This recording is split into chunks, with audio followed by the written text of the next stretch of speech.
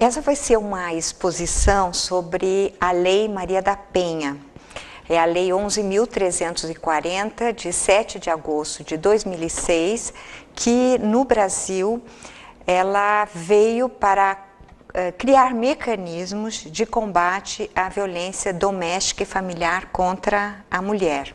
Vou dividi-la em 6 partes. A primeira parte, eu vou trazer aspectos relevantes, características dessa lei. Depois, vou falar do conceito da lei e as formas de violência, ainda sobre os direitos assegurados à mulher em situação de violência doméstica e familiar, atendimento pela autoridade policial, juizados de violência doméstica e familiar e, por último, as medidas protetivas de urgência.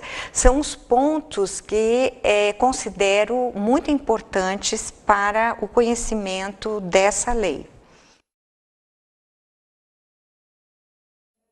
No primeiro, o primeiro item, ele se refere a esses aspectos relevantes, e são muitos os aspectos relevantes.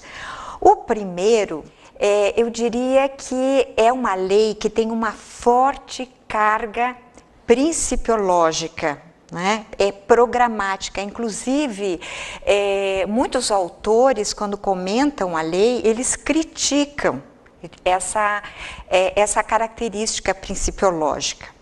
O que significa? Significa que essa lei, ela sistematiza o que já existe em outras leis e, sobretudo, nas convenções internacionais sobre os direitos das mulheres. E uma coisa muito importante é que a lei deixa muito claro que a Lei Maria da Penha, ela considera, né, que os direitos das mulheres são direitos humanos.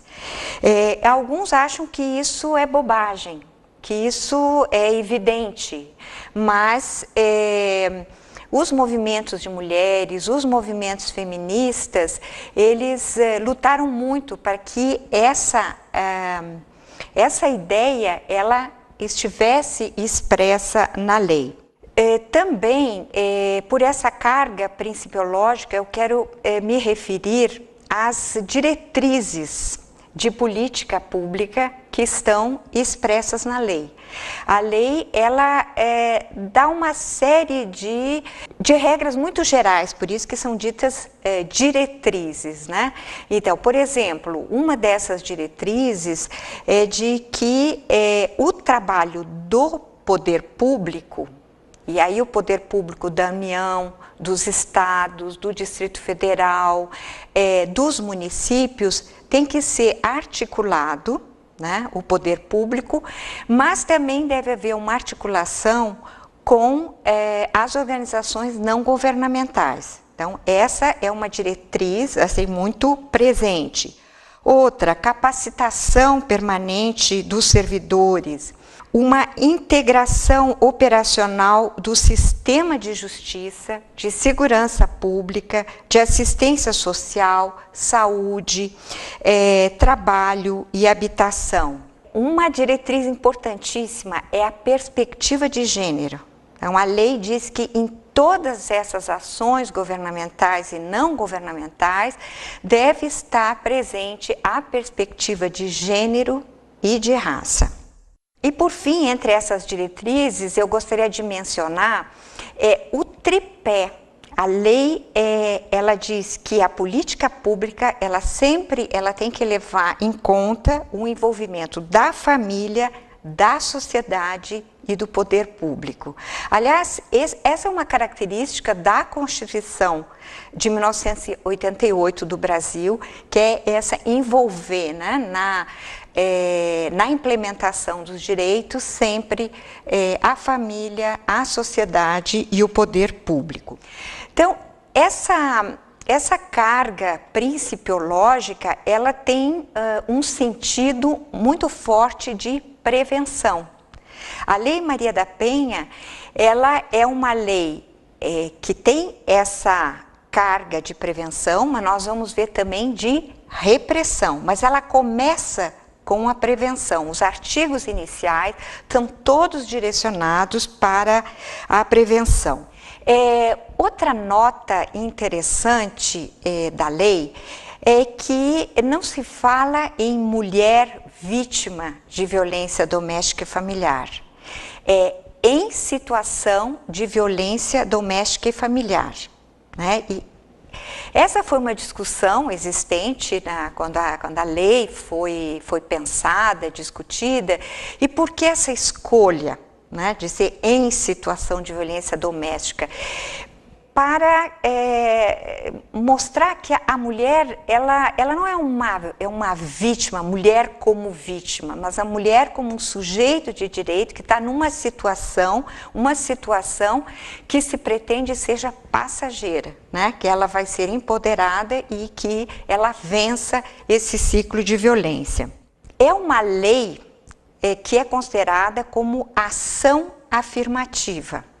Houve no Supremo Tribunal Federal do Brasil, toda uma discussão nos tribunais em geral, e a questão chegou até o Supremo Tribunal Federal para dizer se a lei era constitucional ou não. E um dos argumentos é que a lei era uma lei direcionada à mulher, então feria o princípio da isonomia, que homens e mulheres são iguais. Mas o Supremo acabou reconhecendo que, substantivamente, né, na materialidade, as mulheres elas são a parte mais fraca, né, e que precisa de uma lei que restabeleça, né, que lhe dê força e restabeleça ou estabeleça, melhor dizendo, uma situação de igualdade. Então, por isso, é considerado uma ação afirmativa. Ela é uma lei que nós chamamos de natureza mista.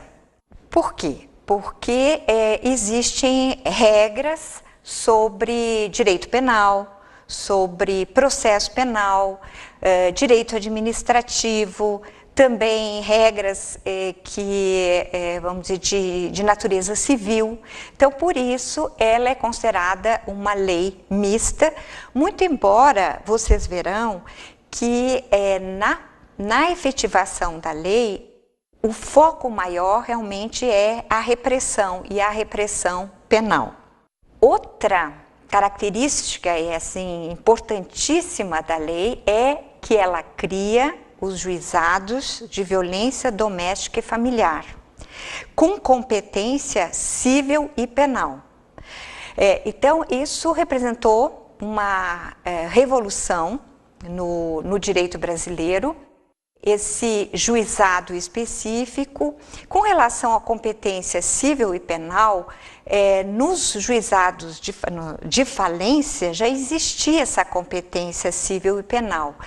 Mas fora disso, essa junção das duas competências, ela representa realmente uma novidade nessa área, e a sua implementação tem sido problemática, porque há uma resistência muito forte. Sobre isso também eu vou voltar a falar um pouco mais. Mas a outra revolução que traz a lei é que o juizado ele vem acompanhado de uma equipe multidisciplinar. Essa equipe multidisciplinar ela assessora o juiz nas suas decisões, né? Então, isso traz para dentro, né, do judiciário visões de profissionais, né, que não são da área jurídica, e isso é muito importante na prestação jurisdicional de um problema como esse da violência doméstica. Agora, a porta de entrada, e isso também pode ser objeto de crítica, é que a porta de entrada dos casos se dá, de modo geral, pela polícia, né? E a polícia, então, ela leva os casos para o juizado. Mais alguns aspectos que eu vou ressaltar, que são os seguintes. Ela tem um fundamento, a lei, nas convenções internacionais, principalmente em duas, na CEDO e na Convenção de Belém do Pará. E também tem um fundamento na Constituição, no artigo 226, parágrafo 8º.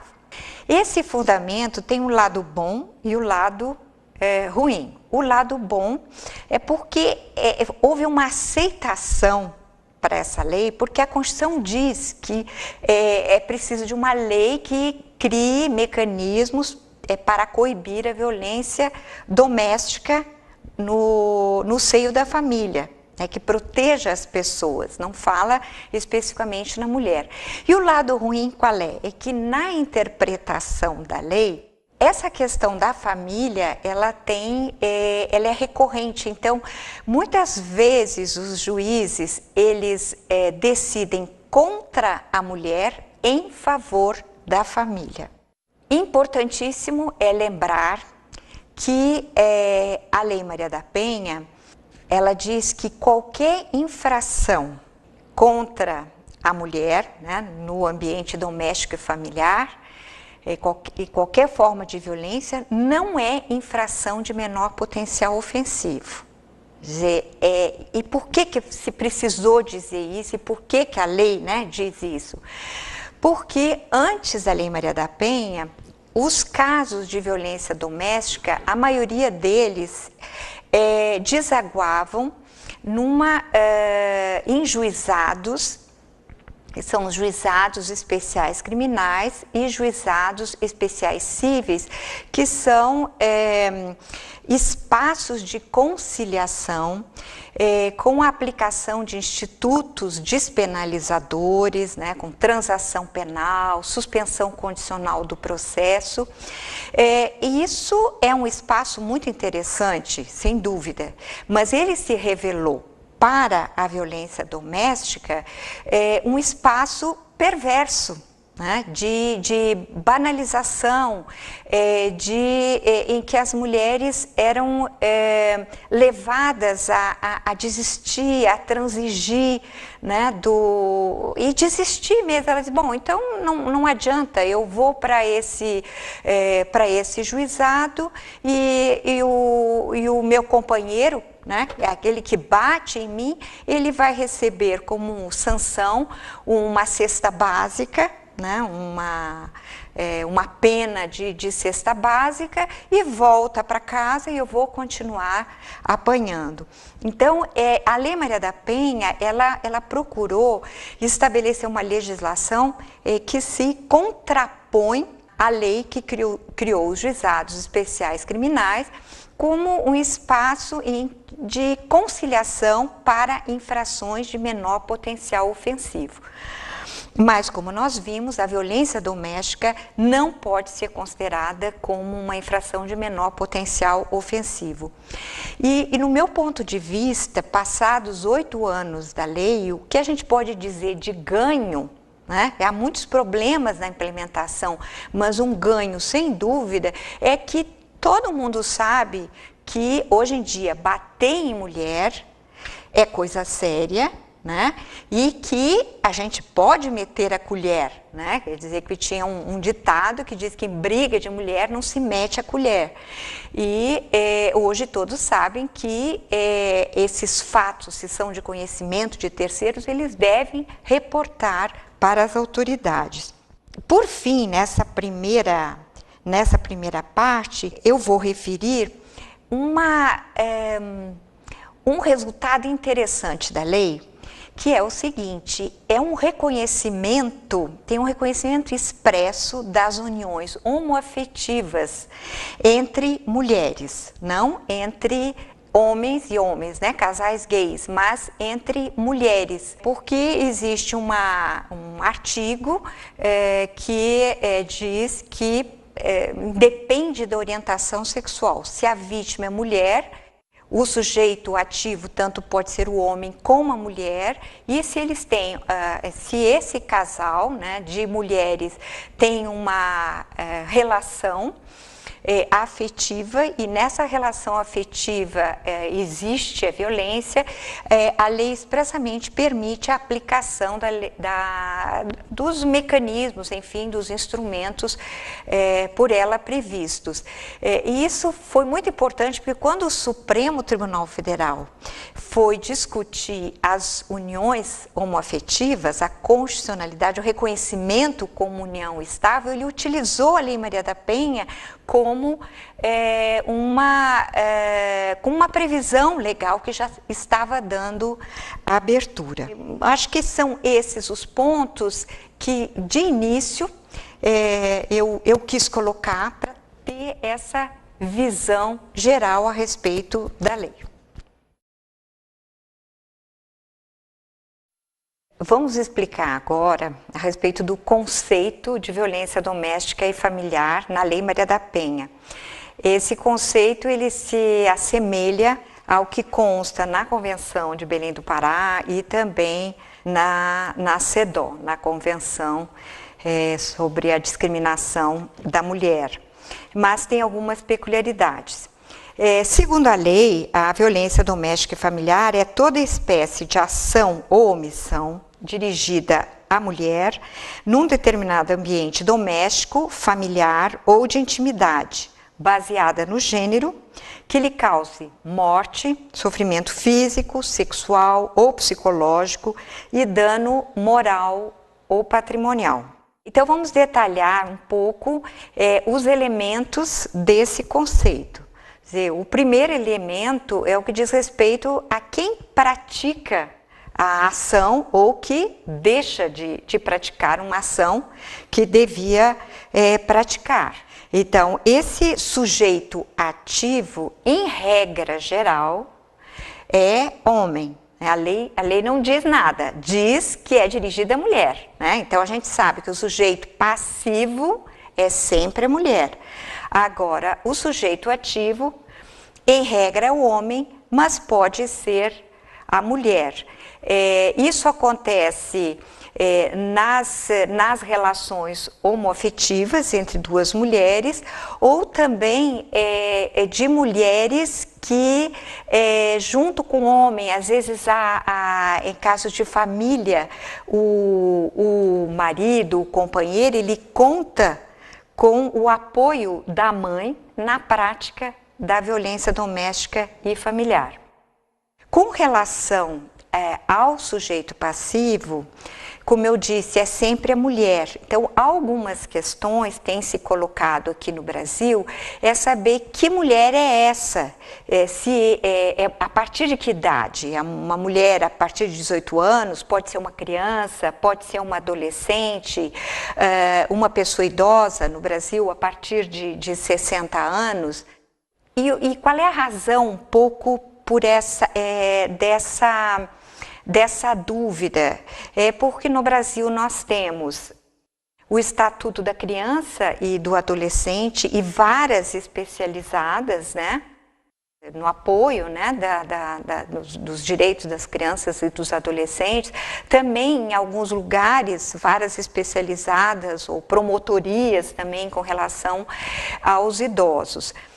O que se pode dizer, né, que a lei não faz essa diferença, então ela se aplica os seus procedimentos, tudo aquilo que é vantajoso deve ser aplicado, mesmo que um caso em que a criança seja vítima, seja direcionado para não para o juizado de violência doméstica, mas para um juizado da criança. O segundo elemento importantíssimo no conceito é essa expressão baseada no gênero.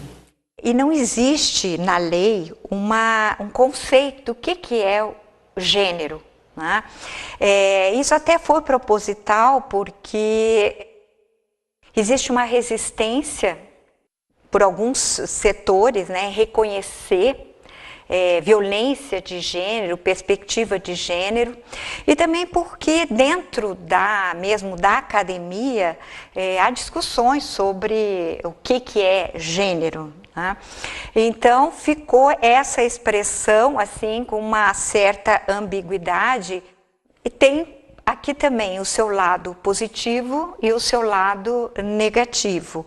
Lado positivo porque não fecha a interpretação. O lado negativo é que no Brasil tem vicejado algumas interpretações que inclusive vêm a negar o próprio conceito de gênero. Então, por exemplo, se diz que gênero é a fragilidade física da mulher, que gênero tem a ver com hipossuficiência da mulher, ou que tem que ver com uma condição de vulnerabilidade. E aí também se parte para algumas distinções, como por exemplo, uma mulher que seja famosa, que tenha visibilidade pública, então já houve decisão no sentido de dizer que ela não é vulnerável, então não se pode aplicar a Lei Maria da Penha. Então isso tudo advém dessa má compreensão do que é o gênero como uma categoria que explica, né, a desigualdade entre homens e mulheres, e pouco importando se, por exemplo, uma mulher ela tem uma boa condição econômica, né? A nossa sociedade estruturalmente ela tem uma divisão de sexo e de gênero com papéis diferenciados, e a superioridade ela é concedida ao homem, né?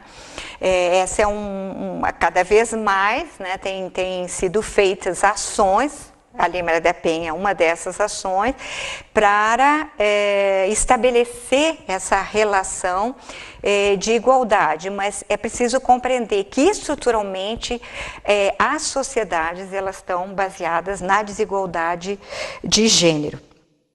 Nós falamos o seguinte, que é uma ação ou omissão dirigida à mulher num determinado ambiente doméstico, familiar ou de intimidade. Aí a lei explica o que é ambiente doméstico, explica o que é familiar e também essa relação de intimidade. A lei diz que ambiente doméstico é o espaço de convívio permanente de pessoas com ou sem vínculo familiar. Inclusive ou esporadicamente agregadas.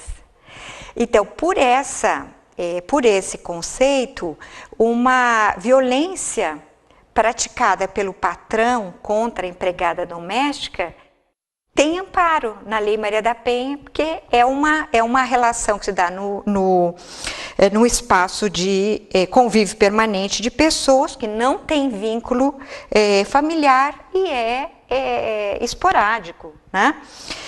Ou não. Ambiente familiar, o que a lei considera? Considera aquela comunidade formada por indivíduos que são ou se consideram aparentados. Então, é bem aberto. Então, pode ter uma relação de parentesco natural, por afinidade, ou não ter, mas as pessoas se consideram parentes, né? E, por último, a lei também diz que estão abrangidas pela lei aquelas situações, né, de violência em qualquer relação íntima de afeto na qual o agressor conviva ou tenha convivido com a ofendida, independentemente de coabitação. Então, essa é uma terceira hipótese, ela é uma hipótese menos consistente do que as outras, e ela tem sido objeto na sua aplicação, de muita resistência. A jurisprudência brasileira reconhece o seguinte, um namoro não precisa ter coabitação, conviveram juntos, pronto, o namoro entra aqui nessa relação íntima de afeto. Mas tem várias situações que já foram levadas, né, ao judiciário, de namoros muito curtos, às vezes aquilo que no Brasil chama de ficar, né, vai numa festa e o rapaz e a moça ficam. Então, há uma tendência na jurisprudência de considerar essas relações mais assim, sem permanência, como não fazendo parte dessa cláusula aqui da lei. Ficam exigindo uma relação mais duradoura, né? Inclusive, houve projetos de lei no sentido de deixar mais claro a lei que qualquer relação, se tiver uma relação íntima, isso é o suficiente, né, para permitir a aplicação da lei, porque sem dúvida é sempre uma violação de gênero. Agora, o outro ponto importante do conceito são as formas de violência. Aqui também a Lei Maria da Penha, ela segue basicamente a Convenção de Belém do Pará, e diz que são formas de violência: violência física, psicológica, sexual, patrimonial e moral. A Lei Maria da Penha, ela não define crimes, né? Ela define formas de violência. Então, nós vamos ver se as formas de violência, tal como elas aparecem no caso concreto, se existe no Código Penal, numa alguma outra lei ou na Lei de Contravenções Penais, uma definição de crime ou de infração penal. Algumas situações realmente não existe nenhuma lei definindo como crime. Então, é uma violência doméstica, ela vai ter uma resposta, mas não uma resposta penal, né, em termos de impor uma sanção penal. Então, vejamos violência física. No direito brasileiro, no direito penal, nós temos a contravenção de vias de fato, que é a mais levezinha, lesões corporais leves, lesões corporais graves, gravíssimas e chega até a morte, né? Hoje no Brasil está se discutindo, há projeto de lei no caso de morte de mulheres baseada no gênero, de elas serem qualificadas como feminicídio. A pena ela vai ser igual ao do homicídio, que o homem é a vítima, mas a ideia é que com essa identificação em separado, né, se possa fazer uma investigação mais apurada, porque hoje em dia é muito invisível o número de mulheres que elas são mortas em virtude de uma violência doméstica e familiar. Então, nós temos a violência psicológica, que ela em si, ela pode constituir uma lesão corporal, porque o crime de lesão corporal no Brasil é lesão à integridade física e à saúde. Então, é saúde mental.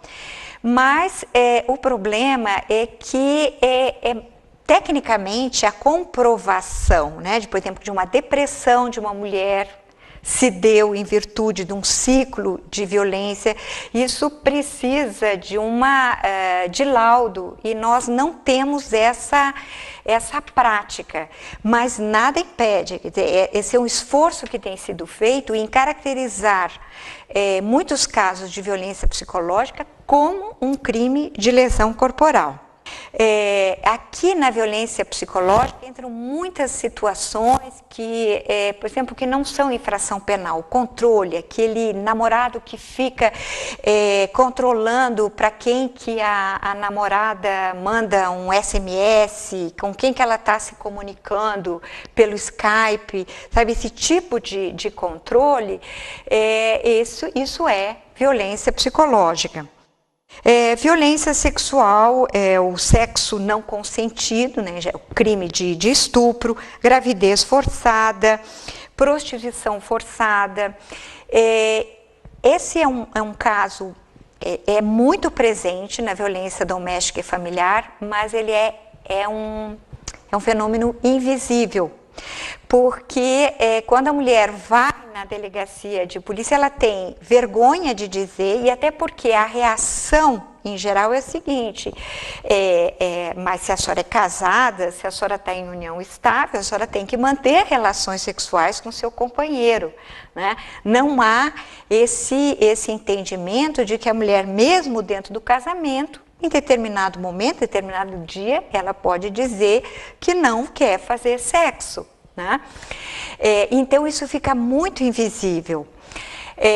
E assim também fica invisível a violência patrimonial, que é aquela situação em que o homem, ele rasga os documentos, ele rasga a bolsa da mulher, rasga as roupas, joga fora, queima, né? Nós temos visto muito desses casos, e esses casos eles ficam invisíveis, porque para a justiça tem até vamos, relato, mas não é qualificado como um crime, não é processado como um crime de dano, por exemplo. E a última forma de violência, que é a moral, que se constitui nos crimes de injúria, calúnia e difamação, e que é muito associado com violência psicológica. É muito difícil assim, no atendimento, quando se faz o atendimento às mulheres, de ter assim, tudo isso tão separadinho, né? Essas formas de violência, elas estão, de modo geral, associadas. Agora, eu vou mencionar os direitos assegurados à mulher em situação de violência doméstica e familiar. Como eu disse na primeira parte, a lei, ela é principiológica, ela diz coisas né, que a mulher tem direito à educação, a mulher tem direito à saúde, tem direito ao trabalho, né? Assim como os homens, mas precisa ser dito isso. Agora, tem alguns direitos que eles foram expressamente aqui mencionados, porque é uma obrigação do poder público diretamente decorrente da situação de violência doméstica. Quais são esses direitos? O direito à assistência social, a assistência à saúde, a assistência à segurança e a assistência judiciária, e também a assistência no trabalho. Assim, de modo bem rápido, o que eu quero dizer com a assistência social? Mulher em situação de violência doméstica cujo agressor é afastado do lar, e que ela depende dele, ou que ela precisa se retirar e tem que deixar de trabalhar, ela precisa da assistência social, ela precisa de acesso a programas sociais, né, que a mantenham viva. Assistência à saúde, quando ela sofre estupro, quando ela esse constrangimento psicológico em que ela fica doente, não consegue trabalhar, então tem que ter um acesso fácil, diferenciado à saúde. A assistência à segurança é basicamente aquela proteção, né? Quando a gente pensa em Lei Maria da Penha, é a proteção para que ela não seja novamente agredida. Então, que a polícia dê algum tipo de proteção. E a assistência judiciária, essa é uma grande novidade. A mulher, ela tem direito a advogado. No processo, o poder público tem que proporcionar tanto ao agressor, né, mas tem que proporcionar à mulher. A mulher, ela só não precisa ir com o advogado na delegacia, relatar o caso e pedir uma medida protetiva, mas a partir daí ela tem um direito, e essa é uma grande falha na implementação da lei no Brasil. Agora eu vou falar um pouco a respeito do atendimento pela autoridade policial. Eu já mencionei que pela Lei Maria da Penha, a porta de entrada dos casos de violência doméstica se dão, na maioria das vezes, na imensa maioria das vezes, pela polícia. Então, no Brasil, nós temos as delegacias da mulher, isso desde a década de 80, mas elas são em número insignificante, né? Em geral, elas existem nas capitais dos estados. E mesmo nas capitais dos estados, nas grandes capitais, as delegacias não dão conta, né, de toda a abrangência territorial dessa capital. Então, esses casos de violência doméstica, eles também podem ser levados ao conhecimento das delegacias comuns. E o que se fez depois da Lei Maria da Penha é a criação de sessões especiais de atendimento, com uma certa capacitação dos servidores para o atendimento das mulheres. Esse é um dos grandes problemas da implementação da lei, porque essa capacitação dos servidores ela fica ainda muito aquém daquilo que é necessário. Os horários de atendimento, eles não são amplos, né? De modo que esse é um ponto assim, que precisa de muito investimento pela frente. E nesse atendimento na delegacia de polícia, o que acontece quando a mulher ela chega para contar o caso, né, que ela está sofrendo a violência? Tem algumas diferenças em relação aos outros casos de alguém que vai na delegacia para dizer que sofreu um furto, que foi assaltado, que houve uma tentativa de homicídio, né? Então, a Lei Maria da Penha, ela criou algumas obrigações, alguns deveres à autoridade policial. Quais são esses deveres? Da proteção policial. Quer dizer, se uma mulher chega relatando que ela está sendo ameaçada, a polícia ela deve se movimentar no sentido de dar proteção a essa mulher. Se ela vem relatando que houve uma lesão corporal, houve, por exemplo, um estupro, a autoridade policial tem que fazer logo um encaminhamento para exame médico, no Instituto Médico Legal ou qualquer outro lugar onde ela possa ter esse primeiro socorro. Transporte para local seguro, acompanhamento para retirada de pertences, informação dos direitos. A autoridade policial tem que dizer tudo isso que a mulher tem de direitos, né, para que ela possa fazer valê-los. Outro dever da autoridade policial é de identificar o agressor e efetuar, se for o caso de um crime, a prisão em flagrante.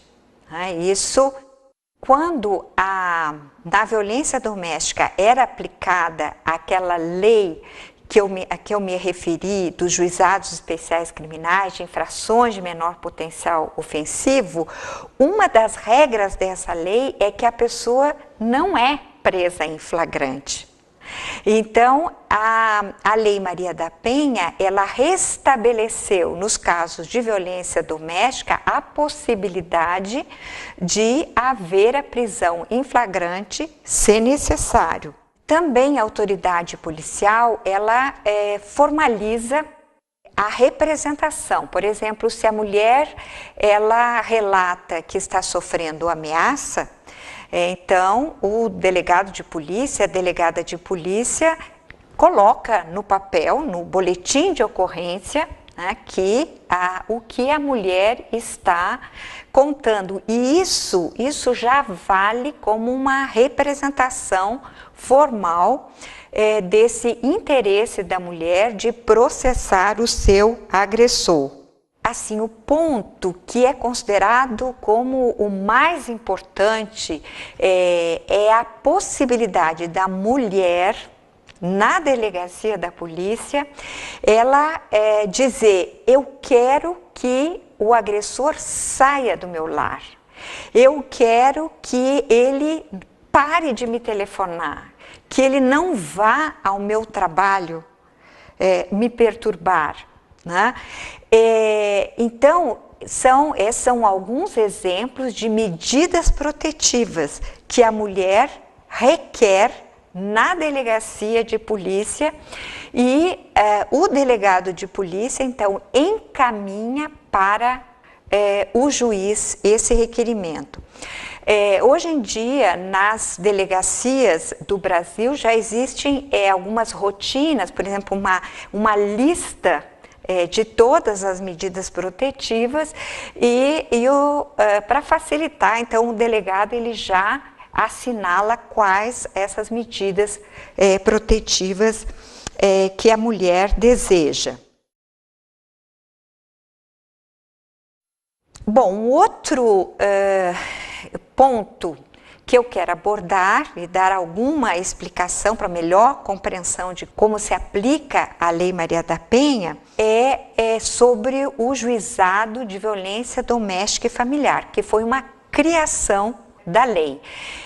E a lei disse o seguinte, que evidentemente quando ela entrou em vigor, precisava de uma série de providências para a implantação desses juizados de violência doméstica. Então, a lei disse que enquanto elas não fossem implantadas, a lei já começaria a ser aplicada nas varas criminais, né? Os tribunais de justiça dos estados brasileiros designariam quais as varas criminais que começariam a implementar a lei até a efetiva criação dos juizados.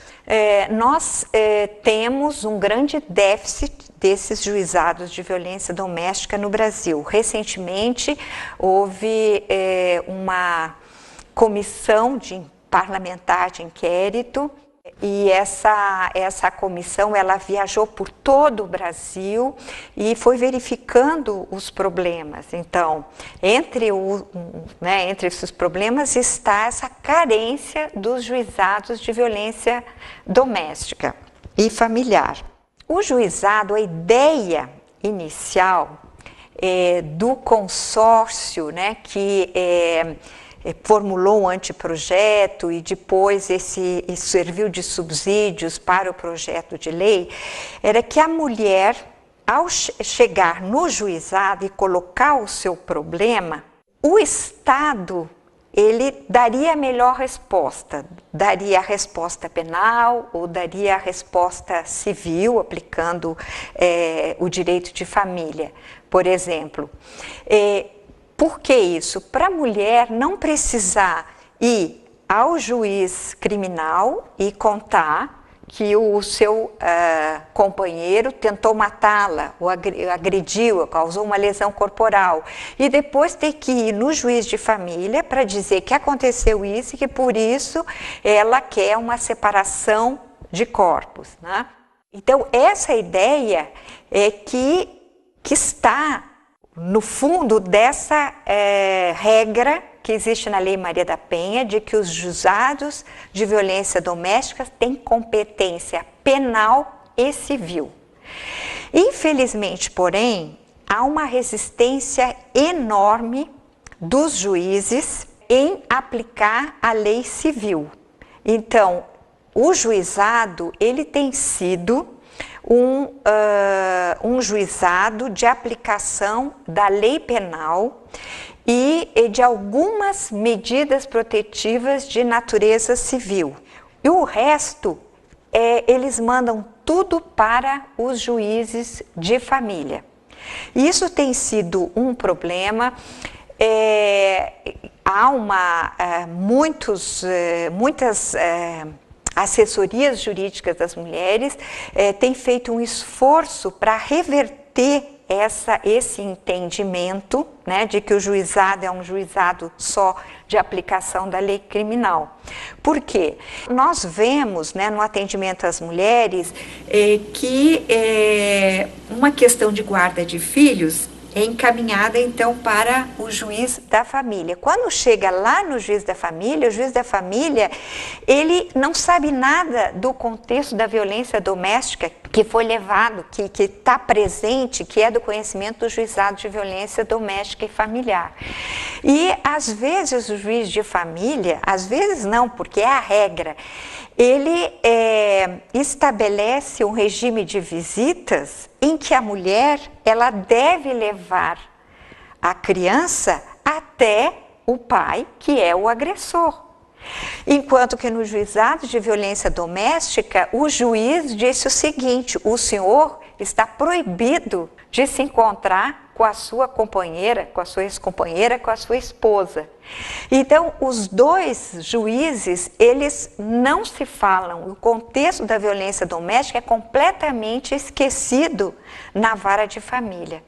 Então, por isso que muitos advogados e advogadas que labutam, né, em favor das mulheres têm feito um esforço para mostrar que o que a lei quis deve ser colocado em prática, que essas questões penais e civis devem ser resolvidos no mesmo juizado. A lei Maria da Penha, ela não estabelece procedimentos. Por que ela não estabeleceu procedimentos? Porque os procedimentos são os procedimentos existentes nas variadas leis, né? Então, por exemplo, para um divórcio, existe um procedimento. Para um pedido de guarda, existe outro tipo de procedimento. Para um crime de estupro, tem um procedimento. Para um crime de homicídio, existe outro. Então, a ideia foi que no juizado haverá tantos procedimentos quantos necessários. Isso é difícil de implementar, realmente é difícil de implementar. Mas, então, por conta disso também, o que nós temos percebido é que os juízes, nos diversos lugares do país, eles criam procedimentos. Isso, novamente eu digo, tem o lado positivo e o lado negativo, né? O lado negativo é que dá uma certa insegurança, mas o lado positivo, principalmente agora que nós temos apenas 8 anos da lei, é que a realidade vai moldando, a realidade vai mostrando as necessidades, né? Direcionando para uma futura complementação da lei. Eu vou explicar, do ponto de vista penal, algumas questões que são importantes. No Brasil, existem o que a gente diz 3 espécies de ação penal. A ação penal de iniciativa privada, a pessoa que foi ofendida, ela nomeia um advogado e esse advogado vai fazer uma queixa-crime. Deve ser uma ação de iniciativa privada. Ação penal de iniciativa pública, que é a maioria, em que o caso, quando é levado ao conhecimento da polícia, a polícia toma todas as providências, vai para o Ministério Público, e o Ministério Público promove a ação penal. Queira ou não queira a vítima, por exemplo, num crime de homicídio, os parentes da vítima não podem dizer, não, vamos deixar isso de lado. Isso é uma ação penal pública e incondicionada. E tem ação penal condicionada à representação, em que a pessoa que foi ofendida, ela representa para o delegado de polícia ou para o Ministério Público, e ela pode se retratar até um determinado momento.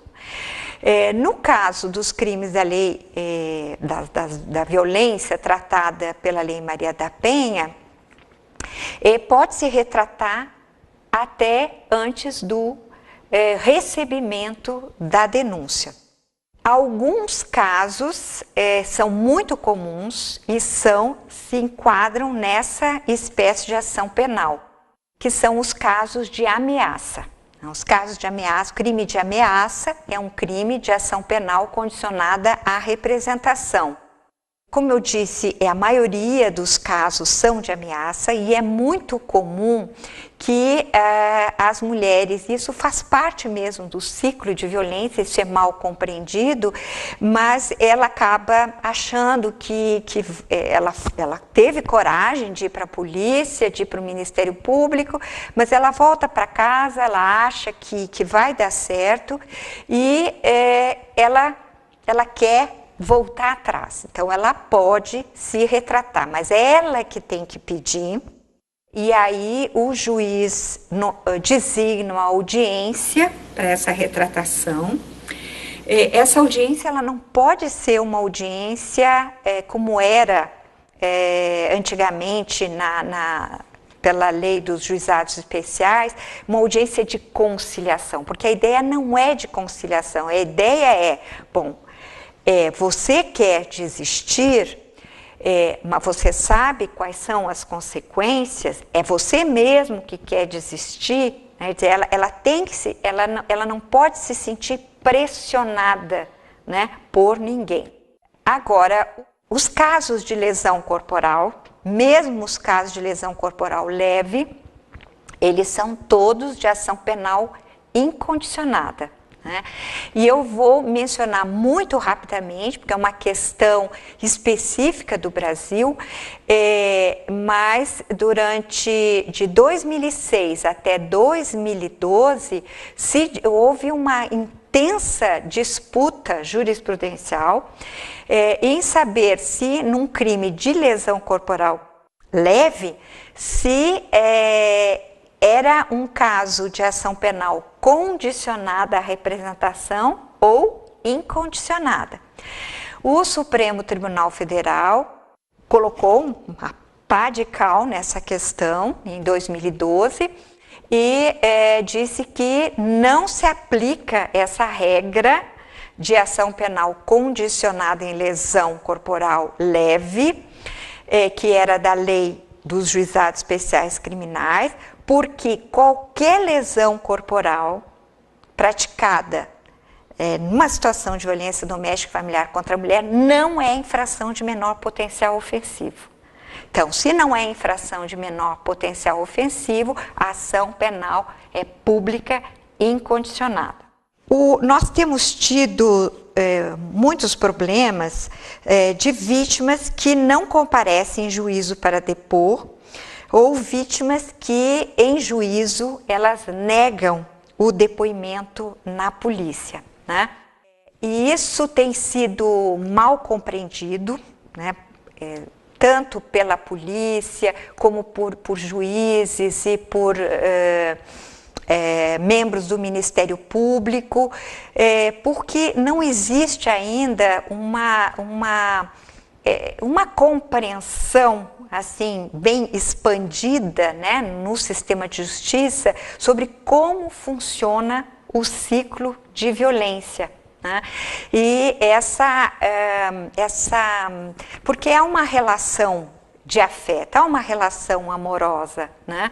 E então as coisas não são tão fáceis assim de decidir, e a mulher numa situação de violência doméstica, ela sempre acredita, né, que as coisas vão mudar, então ela acaba não indo às audiências, e com isso os processos, né, uma grande número de processos em que eles são arquivados por conta desse desinteresse.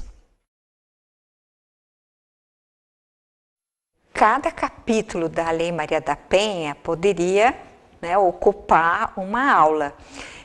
Mas nessa exposição eu escolhi alguns aspectos que considero mais relevantes, que devam ser conhecidos por pessoas de outros países que acessarem a essa exposição.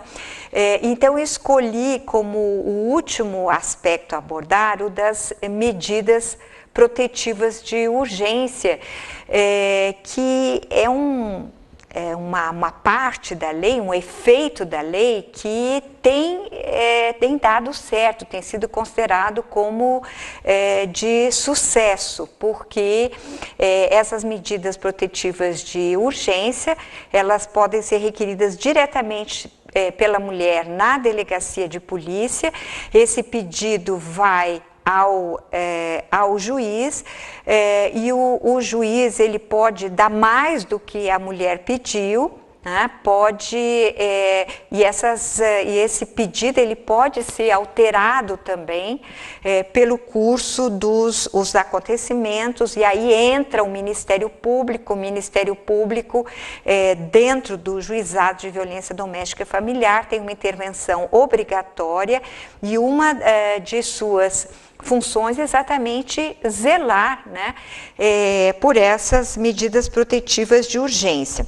A lei, ela classifica as medidas protetivas em dois grandes grupos. O primeiro grupo são medidas que obrigam o agressor, quer dizer, são medidas que recaem sobre a pessoa do agressor. E um outro grupo são medidas direcionadas à ofendida. Nos dois casos, o pressuposto é a cautelaridade, ou seja, são medidas cautelares. Elas necessariamente, isso não significa que tem que ser proposta uma ação, que isso é uma ação cautelar e que tem que ser uma proposta, uma ação principal. Não. O sentido dessa cautelaridade, ela está direcionado a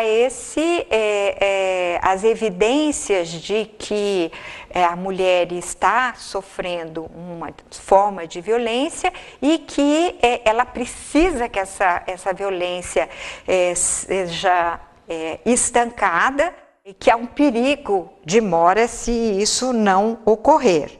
Há uma discussão sobre a natureza dessas medidas protetivas, se elas são de natureza civil ou natureza penal. Algumas são claramente de natureza civil, por exemplo, alimentos provisórios. A outra, de afastamento do lar, nós encontramos uma regra no Código Civil. Então, ela tem uma natureza civil, mas ela também tem uma natureza penal, porque essa cautela de afastar o agressor também ela está prevista como medida cautelar no Código de Processo Penal brasileiro.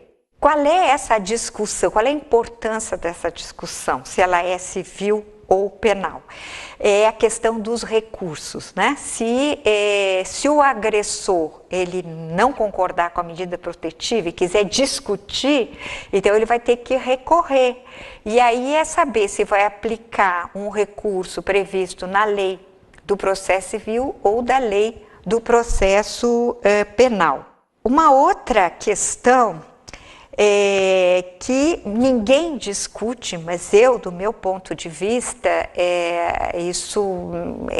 esse pensamento ele deve mudar, diz respeito ao seguinte, que essa medida cautelar, ela dura enquanto durar o processo. Nesses casos a que eu me referi, e que a mulher sofre ameaça, ela faz a representação, mas ela consegue uma medida protetiva, e aí as coisas melhoram por conta dessa medida protetiva. Aí ela diz, não vou seguir adiante, ainda dá para se retratar, ela se retrata. Pronto, o processo acabou, a medida caiu. Então, ela vai ter que acontecer um novo fato para ela pedir uma nova medida cautelar. E há certas medidas cautelares que elas por si resolveram o problema e deviam continuar independentemente do processo. Mas, desde o início, há inclusive assim, nas rotinas estabelecidas para os juizados de violência doméstica pelo Conselho Nacional de Justiça, existe essa regra, quer dizer, enquanto durar o processo.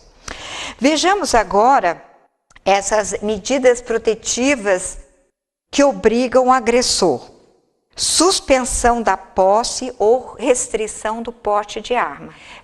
Isso tem sido pouco aplicado e é interessante, eu digo porque deveria ser mais aplicado. Por quê? Porque nós percebemos que há um grande número de agentes policiais que praticam violência doméstica contra as suas companheiras, esposas, e usam, né, é o porte de arma obrigatório. Mas a lei prevê como uma medida protetiva de urgência que o juiz mande suspender a posse ou restrinja o porte de arma. Afastamento do lar, domicílio ou local de convivência.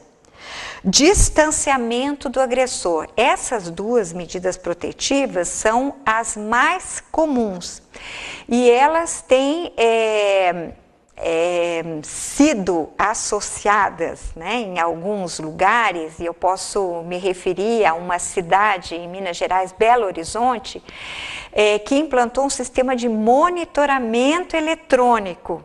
Então, o agressor, ele usa uma tornozeleira eletrônica e dessa forma é controlado se ele realmente se afastou do domicílio, do lar, do local de convivência, ou se ele se distancia, né, que não pode mais de 500 metros, tem que se manter mais de 500 metros, por exemplo. Outra medida protetiva prevista na lei é o impedimento da comunicação com a ofendida, seus familiares e testemunhas. Então, por celular, telefone, carta, frequentação a determinados lugares, né, em que a mulher ela vai a esses lugares, a igreja, por exemplo, então o homem também pode sofrer uma medida que o obriga a não ir a esses lugares frequentados pela mulher. Restrição ou suspensão de visitas, né? Isso afeta as crianças e isso é uma questão bastante problemática, né? E os alimentos provisionais ou provisórios. Isso é importante porque não é que isso seja uma associação sempre presente, né, da dependência econômica, de que só as mulheres dependentes economicamente do marido, do seu companheiro, que sofrem violência doméstica. Mas há vamos dizer, uma percentagem assim, muito relevante e se ocorre esse afastamento do agressor e tal, de alguma forma nós temos que proporcionar os alimentos a essa mulher e a seus filhos. Quais são os instrumentos para assegurar essas medidas protetivas, né? Quais são as sanções? Então, o oficial de justiça, ele comunica para o agressor, mas se isso for insuficiente, o juiz requisita a força policial. Se há uma desobediência, um descumprimento da ordem, né, de se manter afastado, pode ser instaurado um processo penal por crime de desobediência. Também o juiz pode impor multa.